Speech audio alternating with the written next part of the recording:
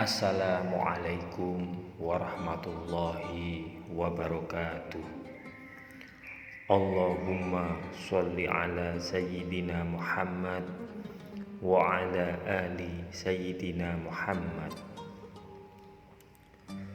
Perang tanding tersebut merupakan permulaan yang buruk bagi kaum musyrikin.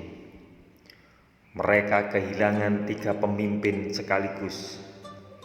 Maka meluaplah kemarahan mereka, kemudian menyerang kaum muslimin secara serentak.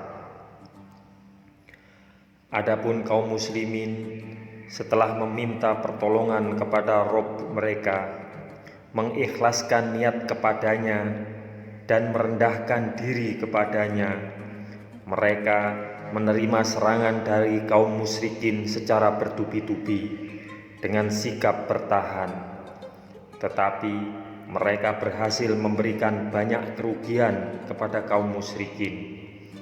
Mereka meneriakkan kata-kata Ahad, Ahad. Rasulullah Shallallahu Alaihi Wasallam sendiri sekembalinya dari mengatur barisan, beliau memohon kepada Rabb-Nya pertolongan yang telah dijanjikannya. Beliau berkata, "Wahai Allah, tunaikanlah apa yang telah Engkau janjikan kepada aku. Wahai Allah, sesungguhnya aku memohon janjimu." Ketika perang berkecamuk, dia berdoa, "Ya Allah, kalau pasukan kaum muslimin ini sampai binasa hari ini, Engkau tidak akan disembah lagi oleh manusia. Wahai Allah, jika Engkau menghendaki, Engkau tidak disembah lagi setelah ini." Beliau bersungguh-sungguh dalam memohon, sehingga kain selendangnya jatuh dari pundaknya. Kain itu kemudian disampirkan kembali oleh Abu Bakar As-Siddiq ke pundak beliau, selalu berkata,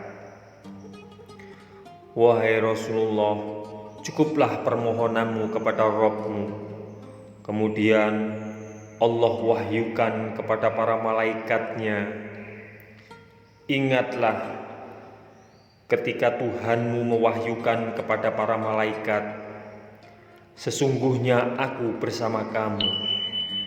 Maka teguhkan pendirian orang-orang yang telah beriman. Kelak akan aku jatuhkan rasa ketakutan ke dalam hati orang-orang kafir. Maka penggalah kepala mereka dan pancunglah tiap-tiap ujung jari mereka." Surah Al-Anfal. Lalu Allah mewahyukan kepada nabinya secara silih berganti, tidak sekaligus. Jumat 17 Ramadan. Seorang pemuka Quraisy bernama Utsbah bin Rabi'ah tiba-tiba berpendapat bahwa berperang sekarang tidak ada gunanya. Abu Jahal kembali mengamuk. Ia yang menjuluki Utsbah sebagai penakut. Pertengkaran itu terlihat dari jauh oleh Rasulullah Shallallahu Alaihi Wasallam dan pasukannya. Perlahan keyakinan mereka akan pertolongan Allah semakin kuat. Pendapat Utsbah dibicarakan secara kilat oleh para pemuka Quraisy. Merasa malu jika mundur setelah berhadapan, para pemimpin Quraisy memutuskan untuk maju bertempur. Apalagi saat itu pasukan Quraisy jauh lebih banyak dengan persenjataan yang jauh lebih kuat. Seorang penulis sejarah menyebutkan bahwa saat itu datanglah iblis yang menyerupai wajah Suraqah bin Malik, pemimpin Bani Mudlij, bersama puluhan anak buahnya. Iblis berkata kepada para pemuka Quraisy, "Jangan takut memerangi Muhammad dan para sahabatnya. Kalau kamu kalah, kami akan membantumu dari arah belakang." Tiba-tiba malaikat Jibril turun dan mendatangi iblis dengan cepat. Seketika itu juga Suraqah gadungan dan anak buahnya melarikan diri. Seorang Quraisy berteriak heran, "Hendak kemana engkau, hai Suraqah? Bukankah engkau tadi hendak membela kami? Mengapa engkau sekarang hendak pergi dari sini?" "Sudahlah," jawab iblis gusar, "aku melihat sesuatu yang tidak kau lihat." Setelah itu, kedua pasukan pun saling berhadapan.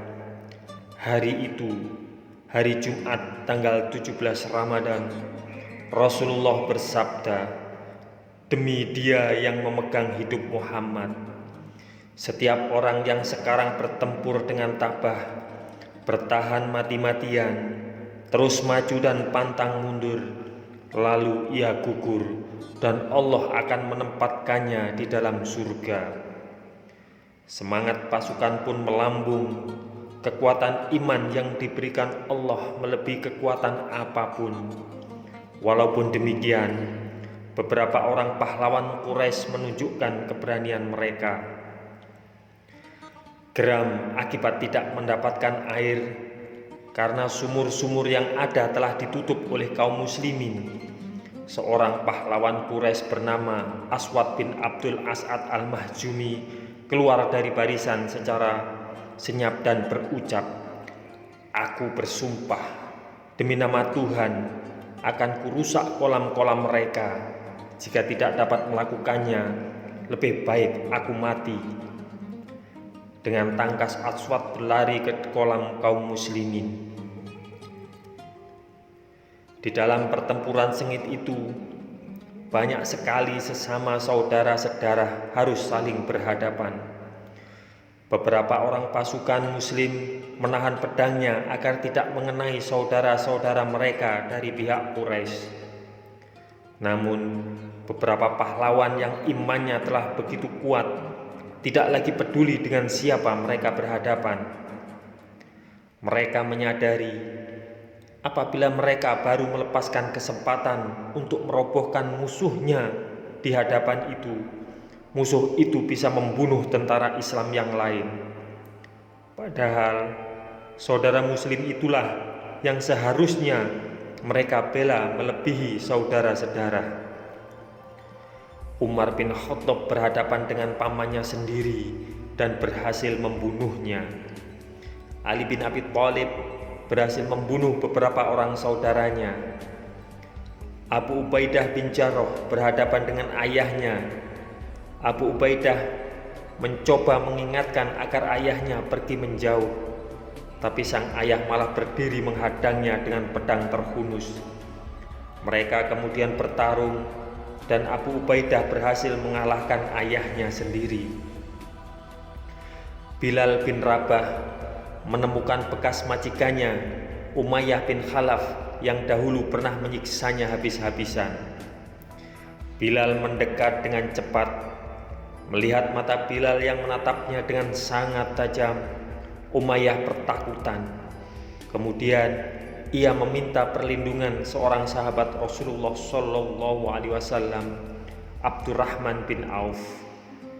Di Mekah dulu, Abdurrahman adalah sahabat baik Umayyah. Abdurrahman pun melindungi Umayyah dan hendak menjadikannya tawanan perang yang sudah menyerah. Namun Bilal memprotes sambil berteriak, "Saudara-saudara muslim, ini dia Umayyah bin Khalaf, si gembong kekafiran." Orang-orang yang dahulu pernah disiksa Umayyah berlari mendekat. Mereka memprotes tindakan Abdurrahman bin Auf. "Tidak akan selamat aku jika Umayyah masih hidup."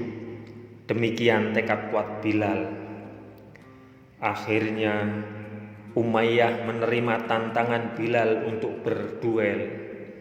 Keduanya bertarung dengan pedang terhunus. Bilal berhasil menusukkan pedangnya ke celah baju besi Umayyah dan mengalahkan dia. Semoga kisah ini bermanfaat untuk kita semua. Wassalamualaikum warahmatullahi wabarakatuh. Mudah-mudahan kelak kita akan mendapatkan syafaat dari Nabi besar Muhammad sallallahu alaihi wasallam. Amin, amin, amin ya Rabbal Alamin.